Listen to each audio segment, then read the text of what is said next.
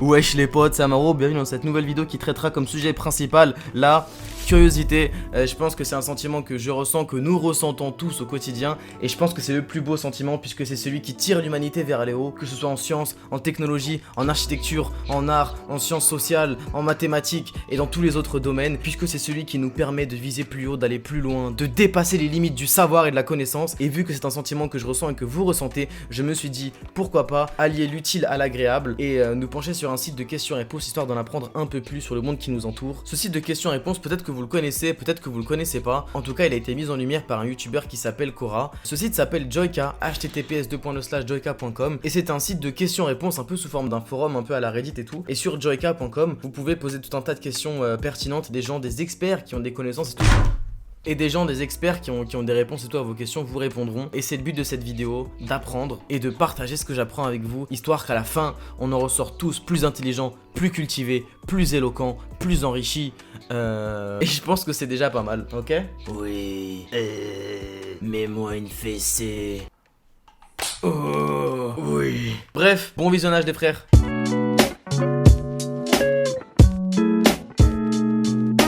Alors, quel animal peut vivre le plus longtemps sans sa tête? Réponse, voici Mike le poulet sans tête alias Miracle Mike. Il a vécu pendant 18 mois après qu'on lui ait coupé la tête. La hache a frappé à un angle bizarre laissant une partie de son tronc cérébral encore intacte pour couvrir les mouvements de base et les systèmes du corps. Lloyd Olsen, le propriétaire du poulet, a décidé de le garder en vie au lieu de le cuisiner après avoir vu le poulet trébucher et tenter de le picorer au lieu de, eh bien, d'être mort. Ok, c'est un peu hypocrite je trouve d'avoir un poulet en bonne santé, de décider de le tuer et une fois qu'on le tue et qu'il est blessé de dire ah bah non finalement je le garde, je vais pas le manger, je vais juste le garder sans tête. Ok, soit, mais c'est exceptionnel par contre. Je ne suis pas sûr que les poulets occupent nécessairement la première place de l'animal décapité qui vit le plus longtemps en moyenne, mais voici quelques mentions notables. Alors, ah tiens, en fait on a un classement, une espèce de tier list des animaux qui vivent le plus longtemps sans tête. Ok, les cafards peuvent vivre des jours, voire des semaines sans tête. Une menthe religieuse mâle peut se faire manger la tête par la femelle avant de s'accoupler, puis faire l'acte sans tête. Il faut savoir que chez les menthes religieuses, il me semble que la femme, elle baise le mec et puis après elle le bouffe. C'est une espèce de fantasme courant chez les menthes religieuses. C'est marrant, mais bon, j'aimerais pas être un mâle menthe religieuse quoi. Les serpents continuent à mordre après leur mort. En 2018, un homme a été mordu par une tête de serpent à sonnette après quelques minutes après avoir été décapité. Y a pas que les serpents qui sont dangereux après leur mort, hein. Il me semble qu'il y a les méduses aussi. Les frères, si vous traînez à la plage en été, si vous voyez une méduse échouer sur la plage, ne la touchez pas les mecs. Les méduses continuent à piquer même plusieurs heures après leur mort. Si jamais vous trouvez une méduse sur la plage, enterrez-la dans du sable pour que personne ne marche dessus. Voilà, soyez un bon citoyen, enterrez les méduses. C'est pute. Les mouches peuvent continuer à vivre pendant des jours, semaines sans leur tête. Voici une vidéo d'une mouche sans tête. Arrête tes couilles.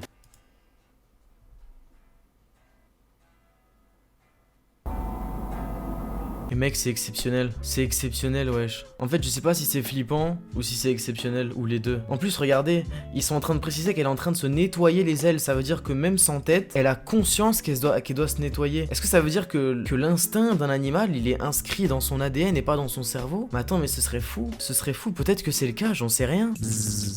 Tu recherches une relation sans prise de tête. Si jamais vous êtes en région parisienne et vous cherchez une relation sans prise de tête, envoyez mouche MOUSH au 631 31.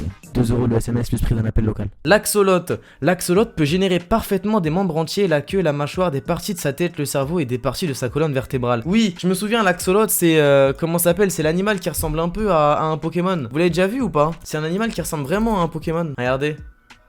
Excusez-moi, j'ai un hoquet plutôt bruyant, mais il reviendra qu'une seule fois. Ouais, c'est ça ressemble vraiment à un Pokémon, je sais pas lequel. Bah du coup, si je tape ça, est-ce que je vais trouver?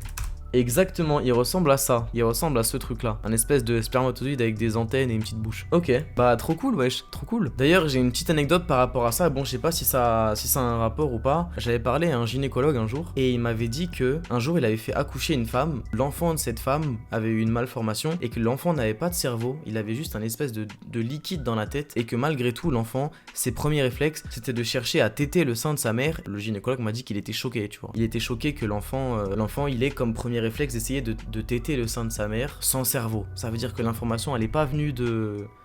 Ouais, c'est ça. Est-ce que ça voudrait dire que du coup l'instinct, il est pas stocké dans la tête, il est stocké partout dans notre corps en même temps? J'en sais rien, c'est trop compliqué, c'est trop complexe. Mais en tout cas, c'est noté dans ma petite réserve d'informations dans mon dossier. Dans mon dossier, ça servira peut-être plus tard.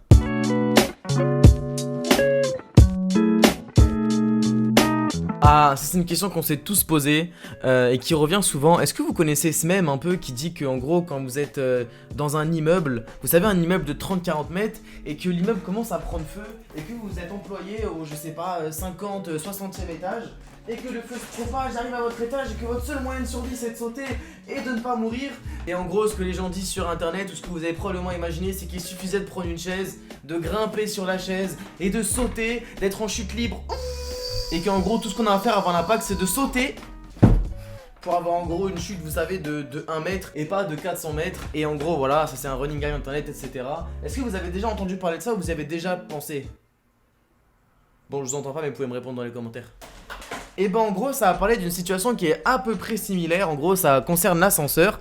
En gros la question qui nous est posée c'est: peut-on survivre dans un ascenseur en chute libre? Ça veut dire vous savez un ascenseur où les câbles en acier ont rompu, qui tomberait jusqu'au sol, jusqu'à l'étage 0 et s'écraserait par terre. Et apparemment on a un petit tutoriel sur comment survivre dans cet ascenseur. C'est une information qui peut ma foi nous sauver la vie, n'est-ce pas? Alors qu'est-ce qu'on nous dit? Si vous êtes dans un ascenseur en chute, pouvez-vous survivre en sautant vers le haut quelques instants avant que l'ascenseur ne heurte le sol? En un mot, vous ne pouvez pas survivre à une longue chute à l'intérieur d'un ascenseur en chute libre si vous essayez de sauter, mais il y a un moyen de survivre. Je serai bref, vous devriez être capable de voler beaucoup de vitesse de la chute libre et vous mourriez toujours sous l'impact. Et, de plus, vous ne pourrez jamais déterminer le moment exact pour sauter. Ça c'est vrai, dans l'ascenseur on ne sait pas quand est-ce que l'ascenseur est à 1 mètre ou 2-3 mètres du sol. De plus, le toit de l'ascenseur s'effondrerait sur vous et vous réduirait en bouillie. Alors, comment pouvez-vous survivre à un ascenseur en chute libre? La réponse est très simple. Tout ce que vous avez à faire est de vous positionner de cette manière sur le sol, mais dans un ascenseur. Ok, donc en gros on fait la momie inversée quoi. Puis couvrez le visage et la tête avec vos bras en veillant à ce que votre tête ne présente aucun traumatisme autant que le reste de votre corps. Ok, donc à mon avis il faut se mettre genre comme ça, tu vois, comme ça pour que tes bras ils amortissent le choc. Lorsque vous atterrirez, vous sentirez la force normale du sol se décharger sur vous, mais comme vous n'êtes pas en position verticale, la force se répartira uniformément plus ou moins sur votre corps et vous ne mourrez pas. Assurez-vous de détendre tous les muscles de votre corps pour augmenter votre chance de survie. Ça c'est vrai. Ça c'est vrai, ça c'est vrai, ça c'est vrai. En gros, première chose les frères. Première chose, si jamais l'ascenseur c'est ça et vous êtes debout comme ça, la force exercée verticalement, elle sera monstrueuse, tu vois. Alors que si jamais vous êtes allongé de cette façon, et ben on aura un peu de force de partout. Donc c'est réparti, vous avez plus de chances de survie. Et le délire de ouais, faut relâcher ses muscles et tout, il est vrai parce que j'avais lu à l'ancienne que lors d'un accident de voiture, les personnes qui dorment ont plus de chances de survivre. C'est exceptionnel, si une personne elle dort en étant parfaitement attachée parce que ses muscles sont détendus, elle aura plus de chances de survivre qu'une personne qui a peur et qui se contracte, tu vois. Quand t'as peur tu contractes, tu te protèges et tout, et cette personne elle aura moins de chances de survivre. Et ça c'est incroyable comme quoi parfois face au danger il suffit juste de ne rien faire. C'est la pire morale d'histoire que j'ai pu raconter. Et de toute façon, je vais pas vous mentir, l'ascenseur c'est pas pour moi, je préfère prendre les escaliers parce que je dois faire disparaître ce mec.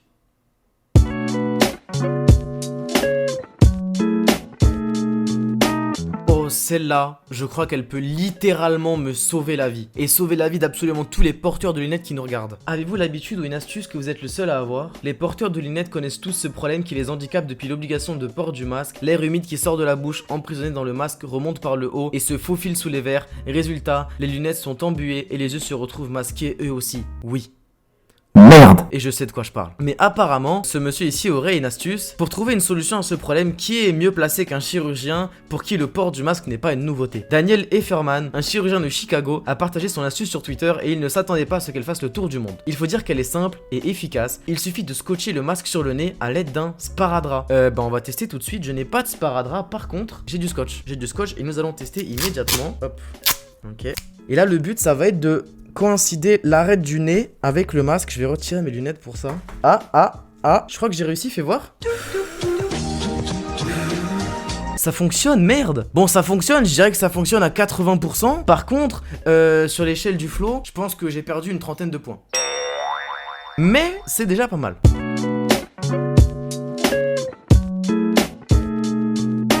Ok, et enfin, une dernière question que je trouve plutôt intéressante. Attends, parce que ça me casse les couilles, ça. Qu'est-ce que ça fait du bien, sérieux. Si un voleur s'introduisait chez vous et que vous l'invitiez à manger du popcorn et de la pizza à la place, que se passerait-il? C'est souvent une question que je me pose, non pas avec le dilemme du voleur, mais plus avec le dilemme du terroriste. Je me dis, si jamais un jour je me retrouve face à un terroriste qui prend une arme, donc ça va être une télécommande de volet, qui prend une arme et qui la braque sur moi, qu'est-ce que je peux lui dire qui ferait qu'il ne me tue pas? Parce que de toutes les phrases du monde, de toutes les phrases qu'on peut prononcer dans n'importe quelle langue, il y en a forcément une seule, au moins, tu vois, il y en a forcément au moins une phrase que tu pourrais prononcer qui ferait que ce mec t'épargnerait. Imaginons, je sais pas, que par exemple ce terroriste, son manga préféré c'est Pokémon. Oh mec, ça, entre nous, Noctali, il a un flow de fou, non? En fait, je me dis, il y a forcément une phrase, tu vois, un truc que je pourrais dire sur l'étendue des mots qui existent, des phrases, des intonations. Il y a forcément une chose que je puisse dire qui ferait que cette personne, elle m'épargnerait, tu vois. Par exemple, je pourrais lui dire, je sais pas, écoute, je sais que t'as perdu ton père en 2013 et que c'était pas facile, mais moi aussi j'ai perdu mon père et tu sais, on peut surmonter ça ensemble. Ou bien ça se trouve, le mec, il est complètement con, fou et irrationnel. Et si jamais il rentrait dans cette pièce et que je me retrouvais face à lui, tout ce que j'aurais à lui dire, ce serait: moi aussi je me laisserais à l'avant le lait. Moi aussi je dis gif. Et moi aussi je mouille la brosse à dents après avoir mis le dentifrice, c'est pas avant. Bref, et du coup, peu importe, revenons à nos moutons. Je crois que si j'ai bien compris, c'est le témoignage d'une personne qui nous explique comment elle s'est sortie de cette situation où un voleur est entré chez lui et a commencé à lui voler des trucs. Alors, on se met dans le bain. C'est une histoire vraie, les noms ont été changés. Mon cousin Jim rentrait chez lui le soir quand tout à coup un type armé d'un couteau est sorti d'une ruelle et a exigé son portefeuille. Jim l'a sorti et le lui a remis. Mais avant que le voleur ne puisse s'enfuir, il lui a dit: hey mec! Ouais, parce qu'il faut savoir que je pense que ça se passe aux États-Unis. T'as l'air complètement affamé et fatigué, sérieux. Je peux t'offrir un repas? Y a un resto ouvert toute la nuit au coin de la rue. Le voleur, Tim, a accepté l'invitation. Ils se sont mis à table et ont mangé ensemble. Et pendant qu'ils mangeaient, mon cousin a fait en sorte que le gars s'ouvre et lui parle de sa vie, de ses problèmes de dépendance, de ses luttes familiales. Jim a écouté, n'a pas jugé et a été sympa. Quand la facture est arrivée, mon cousin a fait semblant de chercher son portefeuille, puis a dit: oh, je sais que j'ai dit que je paierais le repas, mais c'est toi qui as mon portefeuille. Tim s'est mis à pleurer et l'a rendu le contenu intouché. Jim a posé le pourboire sur la table et a ensuite sorti une carte de visite. Il l'a donnée à Tim et lui a dit: avant de faire une bêtise, appelle-moi demain. Il a payé la facture et est parti. Tim l'a appelé l'après-midi suivant. Mon cousin l'a aidé à se désintoxiquer. Mon cousin l'a aidé avec son casier judiciaire. Il l'a aidé à trouver un travail décent. 2 ans plus tard, Jim est devenu le parrain de la fille de Tim. L'année suivante, Tim est devenu le parrain du fils de Jim. Ils sont amis depuis 15 ans maintenant. Et les choses auraient pu se passer très différemment. Mon cousin travaille dans la sécurité privée. Il transportait des objets cachés cette nuit-là. Il aurait pu simplement tirer sur le type, mais ce n'est pas le genre de mon cousin. Soyez comme Jim. Franchement, c'est une belle histoire, hein. Ça m'a l'air un peu tiré par les cheveux comme ta meuf en levrette, mais c'est une belle histoire. Je pense que c'est du fake malgré tout. Il y a mon côté sceptique qui me fait alerte au mensonge, mais je pense que la morale de l'histoire est plutôt belle. Et en gros, la morale de l'histoire, c'est si jamais vous avez l'occasion de tendre la main à quelqu'un, tendez-lui la main. On ne sait pas ce qui peut se passer. Tout le monde a le droit à une deuxième chance. Enfin, pas tout le temps, mais dans certaines situations, je pense que ouais. Et dans ce cas-là, si jamais ça s'est vraiment produit, je suis content et c'est vraiment une belle histoire touchante. Par contre, si jamais un mec qui vient chez moi dans le but de me voler mes affaires et que malgré tout, j'arrive à trouver un terrain d'entente avec lui et qu'il arrive à repartir en me rendant mon portefeuille, c'est pas un prétexte pour qu'il baise ma fille et devienne mon beau-frère, hein. Ça, non, je suis désolé, ça c'est pas possible. Si tu veux, on devient copains, de temps en temps on va voir un match de baseball, etc. Mais tu ne baises pas ma fille, d'accord Tim? Tu ne baises pas ma fille, Tim. Voilà les frères, j'espère que cette vidéo vous aura plu, j'espère que vous aurez appris pas mal de trucs. Moi en tout cas, j'ai appris des choses plutôt cool, même si c'est beaucoup moins pertinent que ce que je pensais apprendre. J'ai passé un bon moment à la tourner et j'espère que vous avez passé un bon moment à la regarder. Donc si ça vous a plu les frères, n'hésitez pas. Vous avez mon Instagram et mon Twitter, c'est les 2 seuls réseaux sur lesquels il faut vraiment me suivre. Les autres, à la limite, on s'en bat les couilles. N'hésitez pas à laisser un pouce bleu et un commentaire pour le référencement les mecs. Et puis on se dit à la semaine prochaine pour une nouvelle vidéo. Ok les mecs, ciao, bye bye.